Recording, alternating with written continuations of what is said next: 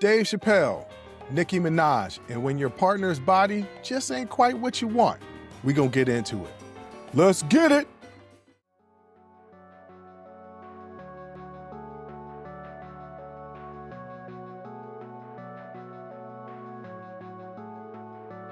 Welcome. First of all, welcome. This is Unsolicited Perspectives. I'm your host, Bruce Anthony, here to lead the conversation in important events and topics that are shaping today's society. Join the conversation and follow us wherever you get your audio podcasts. Subscribe to our YouTube channel for our video podcasts, YouTube exclusive content, and our YouTube membership. Rate, review, like, comment, share. Share with your friends, share with your family, hell, even share with your enemies. On today's episode, I'm going to be talking about the Dave Chappelle stand-up, Nicki Minaj at Turning Point, and a relationship situation that's interesting to say the least. That's enough of the intro. Let's get to the show.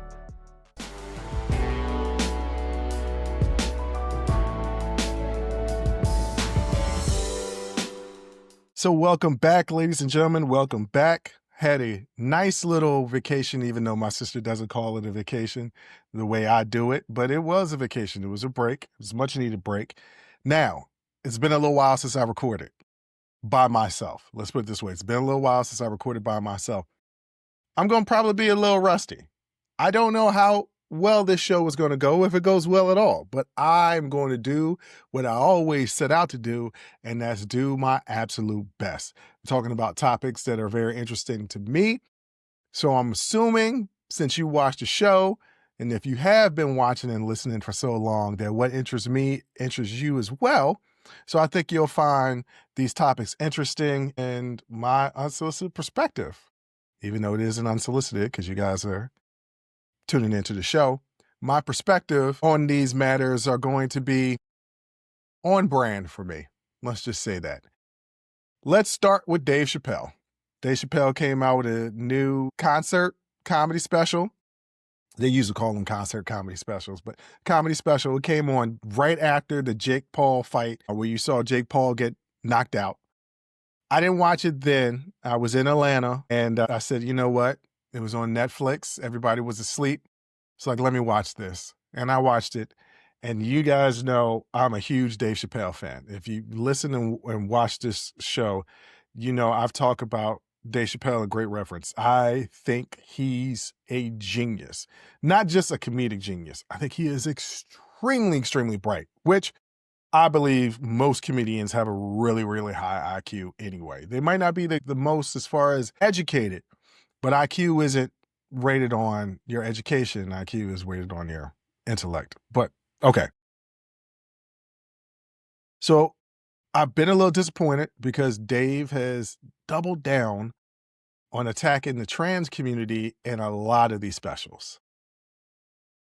And he didn't disappoint in that department in this special, but I will give him the benefit of a doubt. I watched the special anyway in hopes that he wouldn't double down. He did, but not as badly as he has been doing, if I can give him any type of grace in that matter.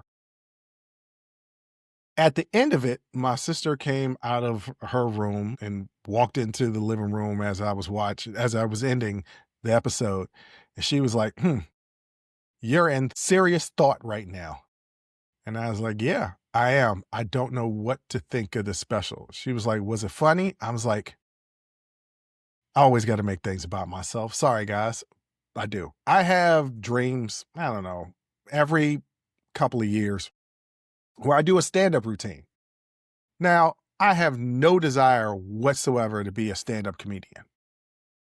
But in this dream, I'm doing a stand-up, but it actually turns into a lecture. It almost is this podcast. That's basically what it is, where there is some humor, but there's always a message. And so when I was watching this Dave Chappelle stand-up special, I was like, this was something that I would do. No way comparing myself to Dave Chappelle. I'm just talking about the presentation, right? And so when my sister asked me what my thoughts were, I was like, this would be something that I would absolutely do. He is teaching you something throughout the special. There's an overarching theme, and y'all know how much I love overarching themes, where you start at one place and in another place, and you learn so much in between. And he did that. And so I encourage everybody out there to go and watch the stand-up special. It is very interesting. Will you laugh? Yes, it's Dave Chappelle. You're going to laugh. Will you cringe? Yes, it's Dave Chappelle. You're going to cringe. Would I say it's his best stand-up? No, I wouldn't say it's his best stand-up, but I don't really know what I could consider his best stand-up. You know, when I tell y'all I've been a fan of Dave Chappelle, I'm at the University of Maryland. It's 98 or 99. I got my little girlfriend, you know, the one that broke my heart, the one that cheated on me. And Dave Chappelle is coming to the school to perform. Now, this is 98, 99. Dave Chappelle is already on my radar enough that I want to go see him perform. I'm going to pay my money, and I'm broke. I'm going to pay my money and go see him play. I mean, go see him perform. And my brother and sister come along with us, and he gave a very iconic joke that I can't say on here. But me and my brother and sister still laugh about that 25 years, 26 years, 27 years later. I have been a fan of Dave Chappelle. I can't remember when he came into, I can't remember what it was. Was it Men in Tights? Was it his appearances on Dr. Katz? Was it his appearance on Home Improvement? It might be all of those things. But I do know like he was already in my consciousness. I was already a fan. And when my parents built their house after my sophomore year of college, so it was 2000, 2001, sophomore, junior year, whatever it was. And, you know, you built a new home, you move into a new home. Cable takes a little while to set up, at least it did back in that day. So all we had was videotapes, DVDs, and things of that nature. Half Baked ran on repeat the entire summer. I love that movie. Okay, so I've been a fan of Dave Chappelle's. I believe the greatest sketch he did on his comedy show was not Rick James, was not Prince. It was Clayton Bigsby, the black white supremacist. It was on the first episode. It's the final segment on the first episode. I remember watching it. The show premiere, Dave Chappelle fan. So he's got his own show on Comedy Central. I'm definitely going to watch that. I'm laughing. It's typical Dave Chappelle, but that last sketch with Clayton Bigsby, I'm in college now, so I get it. And I'm like, that's brilliant. That's brilliant because it's comedic, it's funny, but it's also showing a mirror to America and making you be introspective and examine what it is to be an American, what it is to be Black, what it is to be racist. How is that defined? And I loved everything about it. Now, everybody's going to talk about Rick James, which is hilarious. Everybody's going to talk about Prince, which is hilarious. Everybody's going to talk about Wayne Brady, which is brilliant comedically in the sense that Wayne Brady played a character outside of himself, and it was funny. But the funniest thing that he did was a Clayton Bigsby sketch. And this stand-up was like an hour-long Clayton Bigsby type performance. At the end of it, I was still conflicted because he said some jokes that I was just like, you're punching down and it's not even funny. And so, yes, I clutched my pearls a little bit. I was a little offended at some of the things that he had to say because I'm like, bro, aren't you past this by now? But overall, I think it was really important to watch because it gives you a perspective of American history and how all stuff are intertwined that you may not even realize. And it's beautiful. It's beautiful art. It really is. Aside from the things, some of the jokes, he had a trans joke that he had, and there was another joke that it was offensive, but I can't really remember it, so I guess I wasn't that offended by it. Outside of that, this is a brilliant piece of art. But the writer in me had to write just a brief blurb. That's not a critique, but a brief blurb before I really dive into digesting and giving a real analysis of this stand-up. I wrote a little something to kind of get me going and kind of tell you guys where I'm going with all this. So, Dave Chappelle's latest stand-up special reflects a continued shift in how he positions himself. Less a traditional observational comic and more as a cultural provocateur responding to backlash, criticism, and the changing expectations placed on comedians. The core argument of the special is not just about jokes, but about who gets to speak freely, who gets challenged, and who controls the narrative around offense and accountability. In this special, Dave Chappelle frames himself as a truth teller under siege, a comedian pushing back against he views as cultural overcorrection, selective outrage, and moral inconsistency.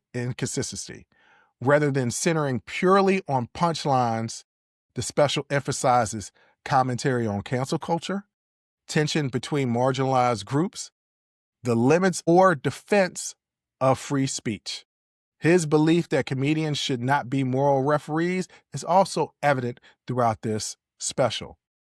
So when I examine this, he has absolutely tried to set himself up as a martyr, saying that he is able to speak more freely in Dubai than he would be in America. And he makes some points as to say everybody is tripping on him going to Saudi Arabia, right, and performing a special when the Saudi Arabian government killed a journalist, but wasn't anybody saying anything about Israel killing 250 journalists. I understand the point he's trying to make. The point is, it's a selective outrage. You won't check people when they back up what you believe in, right? Same reason why, I'm not going to watch any Michael Jackson documentaries on potential sex crimes, right? Like, I don't want to see it. I love Michael Jackson. I don't necessarily believe it. It is ignorance, and I admit that. It is hypocrisy, and I admit that. But you're not going to take away my Michael Jackson from me. So you will do the moral gymnastics, right, to make sure that you can support whether it's something that you believe in, a government system, a government, a country, a group of people. You will make excuses when those things are in the wrong because they're what you believe in. And he does have a point. The problem is, you still went to Saudi Arabia, and that ain't great either. So you can't say a yeah, but, right? And that's where I have a problem with his argument. Neither are really great situations to put yourself into, right? So, but I understand the fact that there is selective outrage. While certain people can do certain things, and other people can't do those very exact same things. I get it. People can storm the Capitol on January 6th and be pardoned for all of their crimes. But you march down the street for abortion rights, for civil rights, for voting rights, you're an anarchist. Same reason why they used to call Martin Luther King a commie bastard, right? They called him public enemy number one, a communist, the worst thing in this world. Now he's celebrated, but during the time, he was not. Once again, there are certain things that people can do and can't do, and he's calling out the hypocrisy, and I get what he's saying. He didn't quite get to where he needed to go, but that's often the thing with Dave Chappelle. When he was talking about the attacks on himself for his transgender jokes, right? He's saying, well, wait a minute. Why did people in the LGBTQ plus get to leapfrog Black people in the fight for civil rights? He had an argument. It wasn't well thought out. It wasn't well presented. And it's kind of wrong. It's kind of right and kind of wrong. Everybody should have civil rights. It should all be on equal footing. No one person should be ahead of the other. So this is my constant debate with Dave Chappelle and his thinking. You can also tell he's not that poor dude anymore. He's an elitist. So he thinks in elitist terms. He's no more a commoner, a common man, like the American dream, Dustin Rhodes. He's no more one of those people, and will openly admit it, that he is rich, that he's bought up most of his city in Ohio, that he's got money. He's in a different stratosphere. And this happens with people. When you climb that social economic ladder, your views start to change for good and for bad. Some of it is you're climbing the social economic ladder so you're able to travel more and see more of the world and your eyes are opened. A good example of this is Malcolm X. Malcolm X in the beginning was like, we don't need the white man's help for nothing. I don't care if you are trying to fight for civil rights. We don't need you. You don't need us. Separate. That's the way it's supposed to be. Till he went to Mecca, right? And he experienced washing his feet and bathing and sleeping with people that were not black, but were followers of his faith in Islam. And he came back and he was like, everybody is my brother. Yes, there are some bigoted people in this country, but there could be white people that can help. There could be people that aren't a part of our group that can help. So in some ways, climbing the socioeconomic ladder can open your mind if you have that type of mentality. And I think in a lot of ways, Dave Chappelle does. I think that he's always been an open-minded person, but now it feels like he's climbed that social economical ladder, made so much more money, and now it's all about him. And he takes any type of slight as an attack on him completely. And that's what he does a lot in this special when he's trying to say, don't muzzle me. And I agree, we need to give comedians some leeway, but they need to do it with responsibility. With great power comes great responsibility. He just needs to recognize that. I think Dave Chappelle is brilliant. I can't stress that enough. I think Dave Chappelle is the greatest stand-up comedian in the second generation, because Eddie Murphy is still in my generation. So it's Eddie Murphy's the top, but he's in a completely different category, right? So if we take Eddie Murphy out of it, Dave Chappelle to me is the greatest stand-up comedian in my generation. Him and Bernie Mac for different reasons. I think he's brilliant. I think he's smart. I think he's insightful. I think that you can learn so much from him and laugh and be entertained by a special, but it's the selective accountability. He's quick to call other people out to be accountable, but not really himself. It's like nothing he does, he's ever at fault. He won't apologize for anything. He's like, he should be giving grace, but he ain't giving other people grace. And so that's the only thing that I have a problem with. But if you listen to him, he has a very deep message that you can learn from, that us as a community can get better. So I say all that to say this. Watch the special for yourself. Will some jokes go over your head? I don't know. I don't know your intellect level. I don't think that you have to be this brilliant person to understand what Dave Chappelle is talking about, because he's such a great storyteller and he puts things in layman's terms so you can understand it. Will you be offended? Yeah, but most comedians can be offensive. Like, I don't think that's necessarily a bad thing. Will you laugh? Yes, but it's not ha-ha laughing all throughout the special.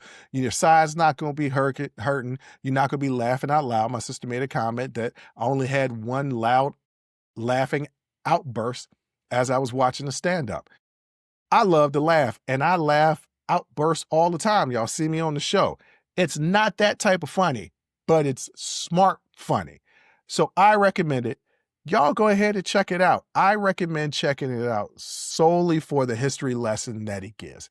Is he completely 100% accurate? He made some small mistakes in his history lesson, but for the most part, it's pretty accurate and is definitely something to learn from. He was definitely giving a sermon, but it was a funny sermon.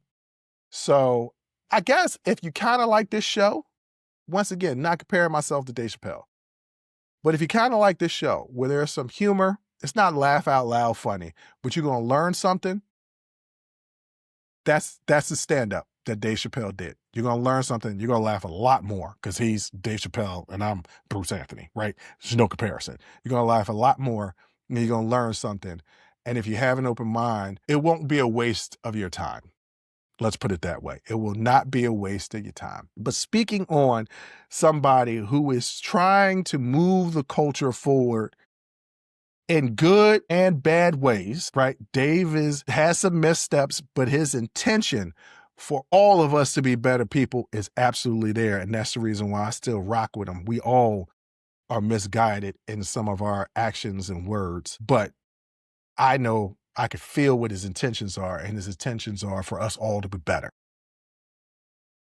That's Dave Chappelle. Nicki Minaj, on the other hand, I'm gonna get into her next.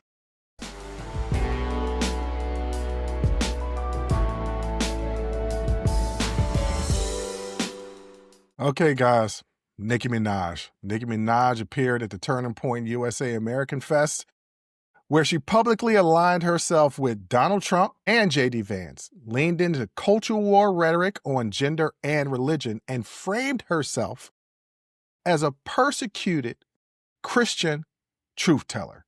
The core issue isn't that she had these political opinions, because there are some Black people, particularly in the South, that have similar opinions, right? Like this, that isn't solely the issue. But the issue is that she built her career on the loyalty of queer fans, Black fans, and people raised on compassion-based Christianity. So she goes up there to Turning Point. She praised Donald Trump as a figure who helps people beat the bad guys and win. She spoke glowingly of J.D. Vance's political instincts. She attacked California Governor Gavin Newsom, mocking him while tying him to criticism to gender-affirming care. She delivered a viral boys be boys rhetoric, widely reading as anti-trans signaling. She framed Christians as persecuted and suggested political opponents should not hold power. Okay. There's this old expression, your skin folk ain't your kinfolk. This cannot be truer, more true in any other situation like this. Like this is Tim Scott. This is Ben Carson. Now, I'm not saying that Black people can't have conservative values. I'll say a lot of Black people have conservative values. A lot of people believe in church and the Lord and the church's teachings. Some people pick and choose what teachings they want to follow. And let's be clear. There are no Christians in the United States of America that is being persecuted. How often are Christian churches shot up? Not very often. Like, not often. Synagogues are shot up. Black churches are shot up. Black Christian churches are shot up, like what Dylan Roof did. But white Christians, and Nicki Minaj is not white, she's Trinidadian, which is a whole separate issue. Because a lot of islanders, people from the islands, have very strong conservative views. So this isn't so surprising. But what is surprising is that she's going on a turning point during this conference. She's praising all these conservative figures, all these conservative talking points, and it's all based on the guise of religion. And I've gone down this road so many times. I'm not going to do it again. How people are weaponizing religion and trying to attack certain people through political means by saying it's their religion. And it's not, right? It's not. But what's crazy to me is Nicki Minaj has built her pop on queer folks, Black misfits. When you say Black misfits, I would say emo Black people. Emo Black people. And lo and behold, I'm one of those people. I don't have the jet black hair and the eyeshadow and things like that. Like Juice World is my jam. XXXTentacion, that was my boy. I like Nicki Minaj music, or I did like Nicki Minaj music. She's attacking those people. She's attacking the overwhelming majority of her fans. And not only that, she's Trinidadian. And okay, there's a one drop rule that they used to have in the States, and a lot of Black folks use this rule. Like, if you got a drop of Black blood, you Black. Dominicans are always like, I'm not Black. Yeah, you are. You're darker than I am. you're black, all right? Trinidadians, Bohemians, Jamaicans, they're black, right? A lot of people in Central South America, black. My sister and brother went to Cali, Colombia, and they came back showing me pictures, and I was like, man, that's a lot of black folks that went down to visit. She was like, no, those are Colombians. They're black. I was like, oh my goodness. I didn't realize that there are that many black Colombians. Yes, we're all over the place. Though we're not a monolith. We're not. Especially in Americans. Black Americans aren't even a monolith, which means that internationally, there is no cognitive tissue outside of our skin color that connects us. We're different. We are different. By and large, Black Americans have this unity thing where we tend to accept international Black people in as part of the group. And that's what we did with Nicki Minaj. We accepted her in as part of the group. Now she's doing everything possible when these are the people that are repealing DEI. J.D. Vance is saying you don't have to be ashamed to be white anymore. What white people were out there being ashamed of being white? And if you are, that's on you. Nobody, Black folks, Latino folks, LGBTQ plus folks are not shaming you for being white. You feel that shame because you're attacking other people for not being white. That's what it is. So don't say, well, we don't have to be ashamed to be white anymore. We're not shaming you. You're shaming yourself. So Nicki Minaj is going up there praising Donald Trump. What has Donald Trump done for the Black community? Besides say the Blacks love him, which, you know what? That's not even a racist undertone. That is so over the top. He's over the top with his racism. And if you're like, well, I don't understand why do you think Dave Chappelle is racist? I mean, not Dave Chappelle. Goodness God. Dave Chappelle is not racist. Donald Trump is. I don't know why you think Donald Trump is racist. Okay. Go back and look at some of the things he said. And if you think it's okay for people to say them, that means you're racist too. And I've been calling out a lot of people that have been defending Donald Trump in my personal life. And I'm just like, okay, so what is it that you believe in? Okay, so you're a racist. Now I know that. Now I know not to rock with you anymore. And Nicki Minaj has to now be a racist, right? Against her own people. Her own people, not just Black people, but queer folks. She's not queer that I know of, but she's always presented that in her music and in her videos. So it didn't surprise me because we kind of saw this coming if you've been paying attention to Nicki Minaj. But it did surprise me that she went all on Turning Point talking like this. But why does it matter? This wasn't just a neutral appearance. It was an enthusiastic endorsement delivered on a stage designed to shape conservative youth culture.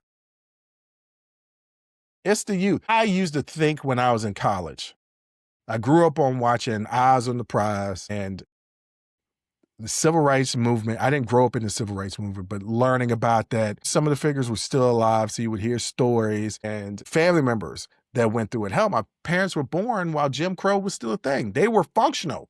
My mom would go down to South Carolina to go see my grandfather's family. There were Jim Crow signs.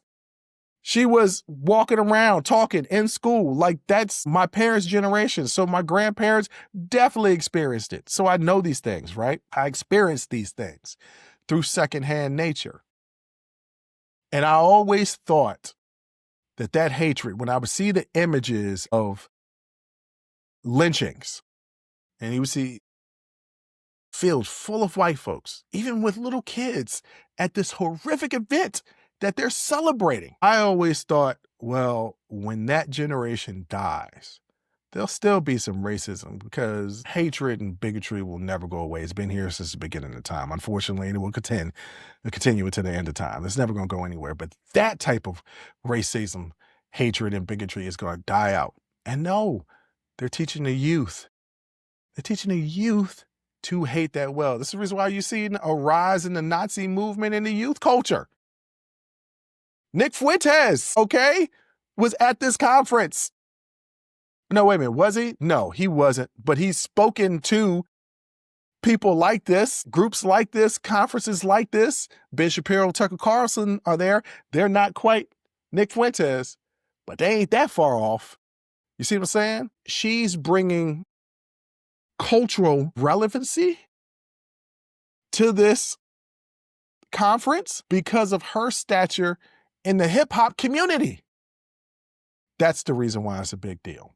See, I don't really care when these conferences are doing their own thing, because I'm like, they've been doing that since the foundation of this country. It's just a little bit more visible now. It was kind of underground after the 60s. Now it's more visible, right? Okay, cool. But that's kind of always been there, right? That overt type racism, trying to get rid of affirmative action, trying to repeal civil rights, trying to get rid of voting rights, make it harder for people to vote. That's been there in my lifetime. It just hasn't been as in your face as it is now. But we've never really had an influential person in the Black community that get mad respect, insert themselves into that type of movement and give them any type of credibility. And I don't really know what her plan is with her fans. And maybe she's speaking her truth, which is a fallacy. And I don't believe it's a truth, but maybe she's trying to speak her truth. But once again, her core fan base is going to feel betrayed because she built a brand that felt like a safe space for queer kids and, once again, Black misfits. Fans who felt outside of mainstream. Her aesthetics, her alter ego, her fandom culture explicitly embraced people who felt judged elsewhere. And now what is she doing? She's validating a movement that pushes anti-LGBTQ plus policy, undermines voting rights, uses religion to justify exclusion policies that disproportionately harm the very communities that made her rich and relevant. And Turning Point USA isn't just about a vibe, right? Their vibe. It's an infrastructure. By sharing the stage with figures like Ben Shapiro and Tucker Carlson, she normalized that ecosystem. She gave it pop culture credibility. This isn't abstract speech. It's cultural power being transferred. That's what she's doing. That's what she did. So for other people who are saying, it's not no big deal, Nicki Minaj talked at a Turning Point conference, so what, who cares? It is important because she does have a following. She has a following of people who are hurt by the very policies that the people at this conference are pushing and enacting. Are her fans going to start to self-hate? I've seen it before. As a Black person living in this country, I've seen it before. I've seen Black people self-hate. Try to cozy up to power, especially white people, looking down upon other Black people, siding with white people. It's been that way since the beginning of time. Here's why you had the house slave and the field slave. House slave says, we sick when the master is sick. We not sick, the master is sick, but we sick. So I've seen this before, just not in this avenue. So I'm interested to see what the backlash is going to be for her and her fans. I know I'm no longer a Nicki Minaj fan. I told people this last election, you voting for Trump, I'm off you. Personal people in my life, I said, if you voting for Trump, I'm off you. Because I'll give you a pass the first time, even though I shouldn't give you grace. Because he said exactly who he was when he came down that escalator and he called all Mexicans rapists and murderers, right? I was like, he's telling you who he is. But you wanted to change, you thought a businessman could be something different. Okay. But the second time, completely off of you. And the third time has been even worse. So I'm off Nicki. And I'm off anybody that supports that movement. I'm off it. And I'm not getting choked up. Something is caught in my throat. But in a way, I am so angry that somebody that's been so important to a marginalized community would turn their back on that community. And I don't even really know what for. So I'm off you. And you're not being persecuted for your Christian beliefs. You're going to be persecuted for your bigotry and hatred, as well you should.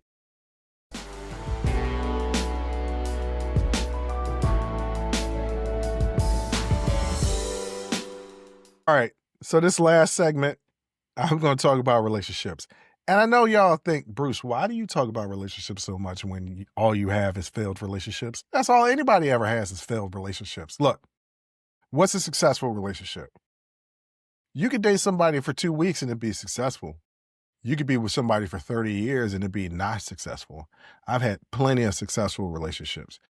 They just haven't lasted so long. But I could tell some BS when I see it.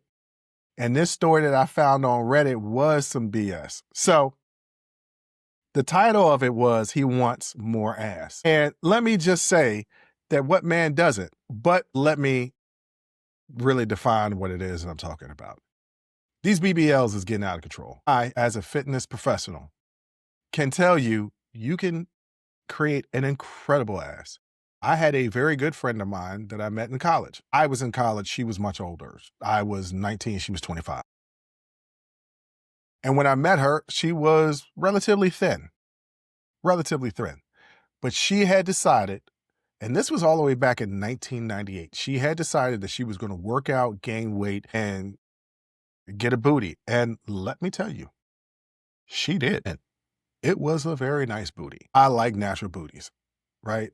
I don't really like these BBLs. Sometimes they're done well. Sometimes I'm just like, yo, your butt cheeks and thighs do not match each other. This is bad look. So I understand the appeal that most men have to the derriere. And look, I happen to have, a bit of ass myself. Okay, anybody that met me in person knows this. And I can say it's not just a male thing. Women like a nice booty. People like booty. And there ain't nothing wrong with it. It's natural. It's natural. What's not natural is what this man did. So let me just read to you guys what he did and then give you my thoughts on it. I am a female that's 43 years old. I'm a size 2. I left my boyfriend, a male 35-year-old of 1.5 years after we got into a fight, and he texted me that he hasn't had access to booty our entire relationship and accused me of giving up being attractive because I didn't build one for him via squats. I'm Asian and I've tried everything.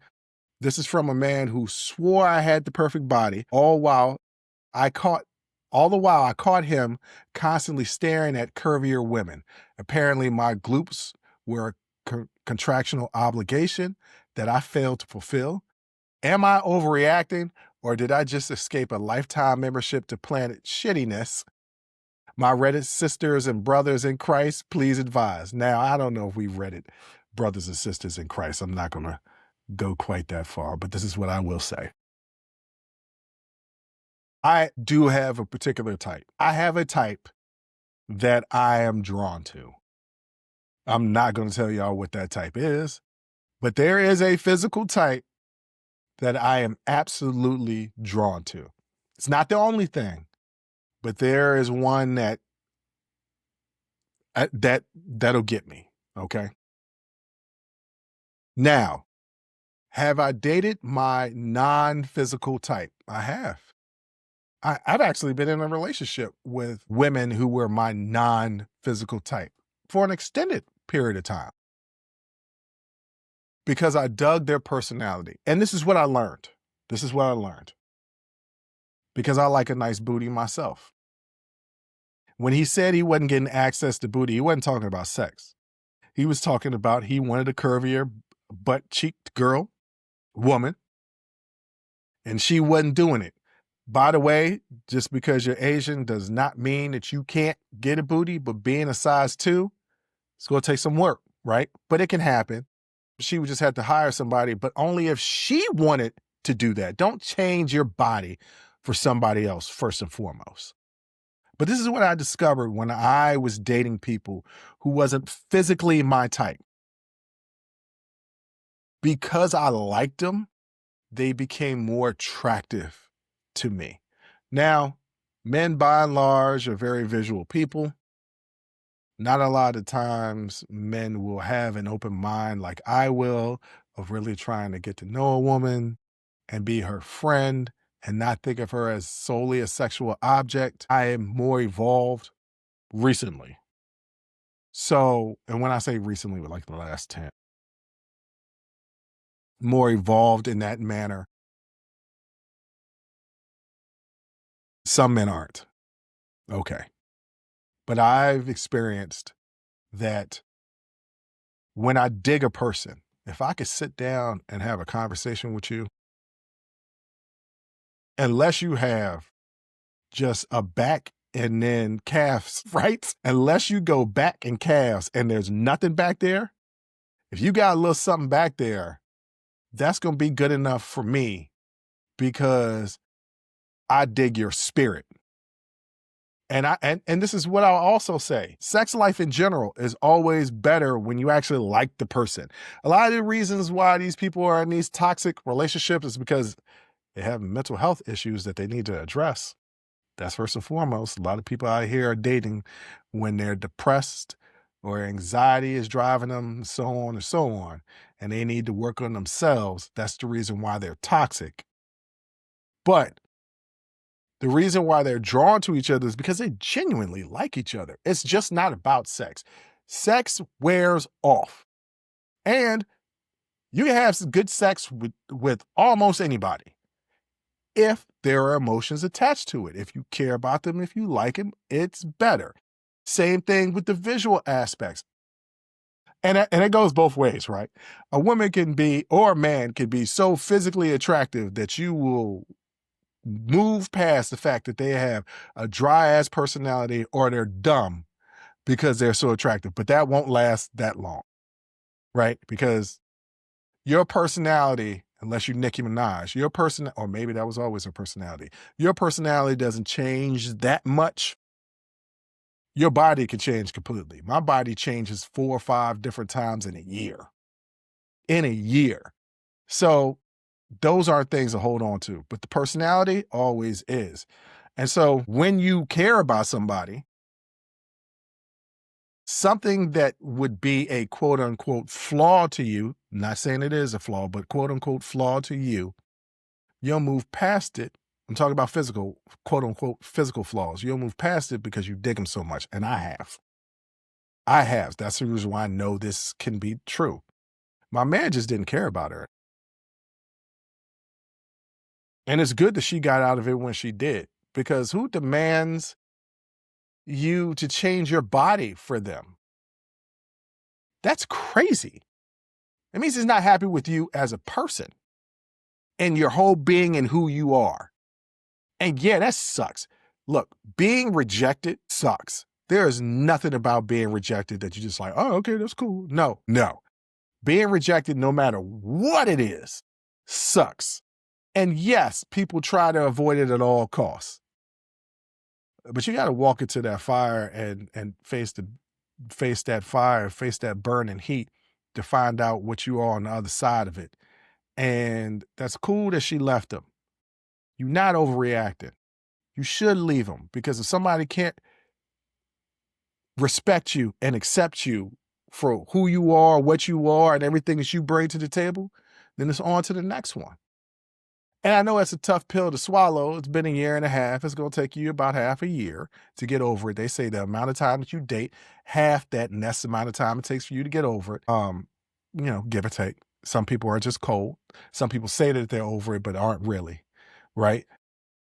You'll get over it. It was a year and a half, and you'll find out somebody better. Odds are you're going to find something better than what you had with them. Because if you find anybody that accepts you for your entire being, then you've already improved in your past situation. Don't let your partner change you physically.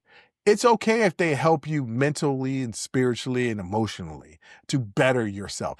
And it's okay if you aren't really an active person and you're dating an active partner and they, they're like, hey, look, I'm about to go for this run or I'm about to go for this hike. You want to go?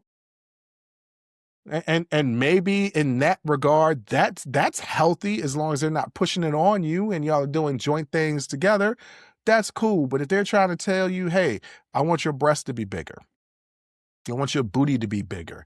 I want your stomach to be flatter. Guys are real quick to judge everything about a woman's body, but not look at themselves. There is a meme that I love on Instagram is these dudes is out here telling women what they should and shouldn't look like. Meanwhile, their titties, the man's titties are sweating, right? Like dudes will just, I be in the gym all the time. Guys are always coming up to me, talking to me about the other women in the gym. And about, yeah, she'd be all right if she do this and this and this. And I'm like, bruh, your hair is thinning. What are you talking about? Your hair is thinning and you won't shave it. As soon as I got a little thin, I shaved that bad boy. It had to come off because I wasn't going to live that life. I don't sit out there and judge women for their bodies. I don't, because I know how hard it is for a woman to change her body. It's a lot harder for a woman than it is for a man. And that's coming from a fitness professional, right? That's not just theories. That's the truth. But it's a lot of men out here quick to judge women about the way they look, but unwilling to look at themselves. Like they're this catch, and they're not. Odds are this dude had a lot of physical characteristics that would make him be not attractive. And you also, ladies, look, men's eyes are always going to kind of wander. They are. That's just who we are. We're the visual gender. Not to say that women aren't as well, but that's our thing. We're visual. So we'll look. A wandering eye isn't bad. It's healthy as long as it doesn't lead to anything. It's all right to look. Don't leer. Look. Quick glance. And then keep it moving. Right? This woman is not overreacting, ma'am. You are not overreacting. Be with somebody who accepts you for who you are. You'll be a lot happier being who you are than trying to make yourself into something that somebody will accept.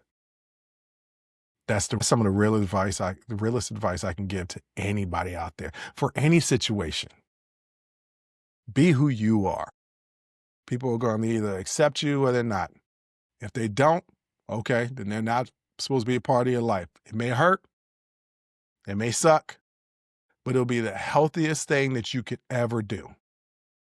And that's just my message from me to you is be who you are. No matter if you're Dave Chappelle and you're a truth teller that sometimes that truth don't land, even if you're Nicki Minaj and you're espousing hatred and bigotry. Wish that she wasn't, but that seems like that's who she is now.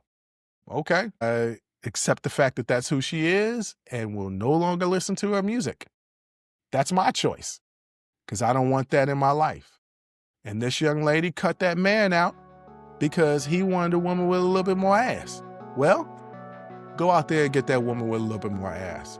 But I bet you, you're going to regret the decision that you made. Because odds are you probably had a real one. And you didn't even know how to treat a real one. Unfortunately, most people don't. But on that note, ladies and gentlemen, I want to thank you for listening. I want to thank you for watching. And until next time, as always, I'll holla. Woo! That was a hell of a show. Thank you for rocking with us here on Unsolicited Perspectives with Bruce Anthony. Now, before you go, don't forget to follow, subscribe, like, comment, and share our podcast wherever you're listening or watching it to it. Pass it along to your friends. If you enjoy it, that means the people that you rock will enjoy it also. So share the wealth, share the knowledge, share the noise.